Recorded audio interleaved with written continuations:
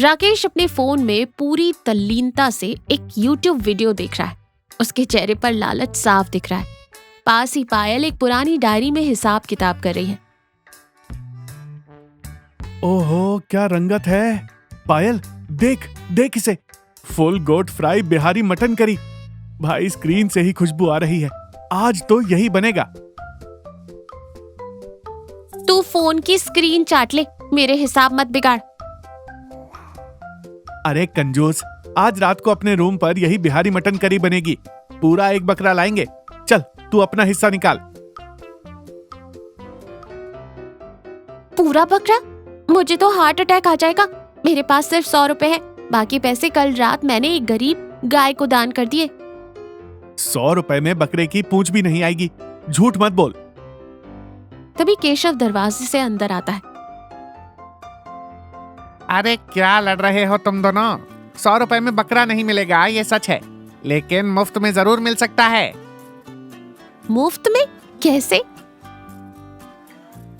अपने रंगा भैया का खेत है ना गांव के कोने में, वहाँ एक बढ़िया बकरा चरता रहता है।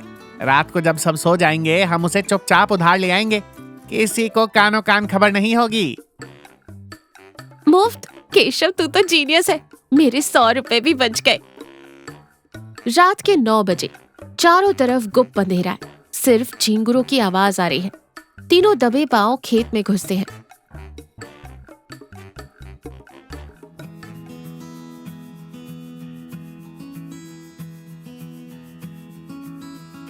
ओए केशव, मुझे कुछ दिख नहीं रहा है। बकरा कहाँ है? शांत रहे, मुझे एक रस्सी मिल गई है। मैं इसे बकरे के गले में डालता हूँ, तुम दोनों पीछे से खींचना। केशव अंधेरे में टटोलता है। उसे कुछ मोटा सा मिलता है। वो रस्सी बांध देता है।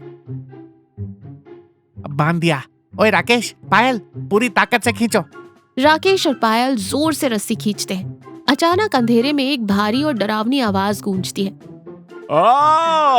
कौन है बे? मेरी टांग क्यों खींच रहा है? मुझे किडनैप कर रहे हो क्या? तीनों के होश उड़ जाते हैं। केशव ने बकरे की जगह चारपाई पर सो रहे रंगा के टांग में रस्सी बांधी थी। भागो, ये तो रंगा भैया हैं। तीनों अंधेरे में भागते हैं। पायल के हाथ में कुछ बालों वाला छोटा सा जानवर आता है। वो उसे उठाती है और तीनों अपनी जान बचाकर रूम की तरफ भागते हैं। अगली सुबह कमरे में सुबह की धूप आ रही है। तीनों गहरी नींद में हैं। तभी भौं भौं की तेज आवाज तीनों को उठा देती है। अरे, ये बकरा भौंक क्यों रहा है? क्या इसे 2 भाषाएं आती हैं? तीनों सामने देखते हैं। वहाँ बकरा नहीं बल्कि एक छोटा सा प्यारा सा पिल्ला बैठा हुआ पूंछ हिला रहा था। सत्यानाश, रात के अंधेरे में हम रंगा भैया का पालतू कुत्ता शेरू उठा लाए। हे भगवान, तेरा लाख लाख शुक्र है। मटन का खर्चा बच गया। केशव, तू जाके 2 पैकेट मैगी ले आ। आज हम वही खाएंगे। तुझे पैसे बचाने की पड़ी है। अगर रंगा भैया को पता चला कि उनका शेरू हमारे पास है तो वो हमारा फ्राई बना देंगे। तभी दरवाजे पर जोर जोर से मुक्के पड़ने की आवाज आती है। रंगा बाहर से गरजते हुए कहता है, दरवाजा खोल राकेश के बच्चे, मुझे पता है तुम तीनों अंदर हो। राकेश कांपते हुए दरवाजा खोलता है। सामने रंगा हाथ में एक मोटा डंडा लिए खड़ा है। उसके पीछे उसकी पत्नी चंपा भी खड़ी है, जो रो रही है। रात को मेरे खेत में तुम लोग आए थे ना, और मेरा शेरू कहाँ है? अगर उससे कुछ हुआ तो? तभी अंदर से शेरू दौड़ता हुआ आता है और चंपा के पैरों से लिपट जाता है। चंपा रोते हुए शेरू को गले लगाती है। ओह मेरा बच्चा, तू ठीक तो है ना? रंगा राहत की सांस लेता है और फिर गुस्से में तीनों को देखता है। तुम लोगों ने मेरे कुत्ते को चुराया। इससे पहले कि रंगा डंडा उठाए, कंजूस पायल तुरंत एक कहानी करती है और भावुक नाटक करती है। नहीं रंगा भैया, हम तो आपके गुनहगार नहीं, शेरू के रक्षक हैं। रात को हम वहाँ से गुजर रहे थे, तभी हमने देखा कि 2 बड़े बड़े जंगली कुत्ते शेरू पर हमला कर रहे थे। हमारे केशव ने अपनी जान पर खेलकर शेरू को बचाया और उसे सुरक्षित यहाँ ले आया ताकि सुबह आपको सौंप सके।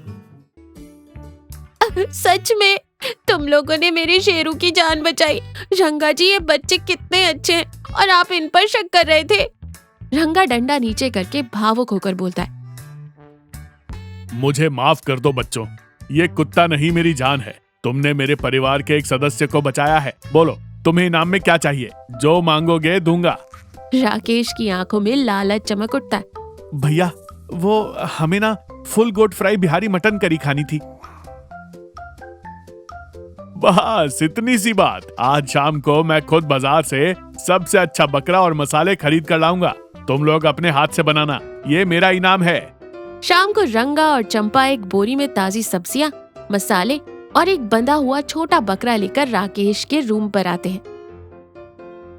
लो राकेश, ये रहा तुम्हारा सामान। तुम लोगों ने जो मेरे शेरू के लिए किया, उसके सामने ये कुछ भी नहीं है। रंगा और चंपा जाने के लिए पीछे मुड़ते हैं। पायल बहुत खुश है कि बिना 1 रुपए खर्च किए सब कुछ मिल गया, लेकिन राकेश और केशव के चेहरे पर एक अजीब सी उदासी और बेचैनी है। रुक जाइए रंगा भैया। रंगा और चंपा मुड़ कर देखते हैं। हम ये इनाम नहीं ले सकते। पायल ने सुबह आपसे झूठ कहा था। जंगली कुत्तों ने कोई हमला नहीं किया था। हम रात को आपका बकरा चुराने आए थे। अंधेरे में गलती से शेरू हाथ आ गया। हमें माफ कर दीजिए। पायल का तो चेहरा सफेद पड़ जाता है। रंगा की आंखें गुस्से से लाल हो जाती है। वो आगे बढ़ता है। तुम्हारी इतनी हिम्मत! रंगा हाथ उठाता है, लेकिन चंपा उसका हाथ पकड़ लेती है। रुक जाइए जी, इन्होंने गलती की, लेकिन आज सच बोलकर इन्होंने साबित कर दिया कि ये दिल के बुरे नहीं हैं। और सबसे बड़ी बात, मेरे शेरू को इन्होंने कोई नुकसान नहीं पहुंचाया। रंगा भी लंबी सांस लेता है। तुम्हारी किस्मत अच्छी है राकेश, जो तुमने सच बोल दिया। अगर ये बात मुझे किसी और से पता चलती तो आज गांव में तुम लोगों की खैर नहीं थी।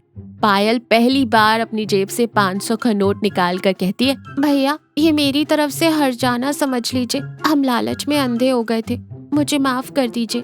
रंगा पैसे वापस पायल के हाथ में रखते हुए, ये पैसे अपनी जेब में रख कंजूस, पर याद रखना, जो चीज अपनी मेहनत की नहीं होती वो कभी हजम नहीं होती। ये बकरा मैं वापस ले जा रहा हूँ। फिर बकरा और मसाले लेकर चंपा के साथ चला जाता है। थोड़ी देर बाद, तूने सच बोलकर बहुत अच्छा किया राकेश। आज दिल बहुत हल्का लग रहा है। हाँ यार, मुफ्त में मटन से ज्यादा सुकून अब आ रहा है। चल राकेश, आज मेरी तरफ से पार्टी। तू पार्टी देगी? क्या खिलाएगी? 10-10 रुपए वाली मसाला मैगी। और क्या? तीनों जोर से हंसते हैं। तो देखा, लालच हमेशा इंसान को गलत रास्ते पर ले जाती है, लेकिन एक सच आपको हर मुसीबत और शर्मिंदगी से बचा सकता है। मेहनत की सूखी रोटी भी मुफ्त की दावत से ज्यादा मीठी होती है।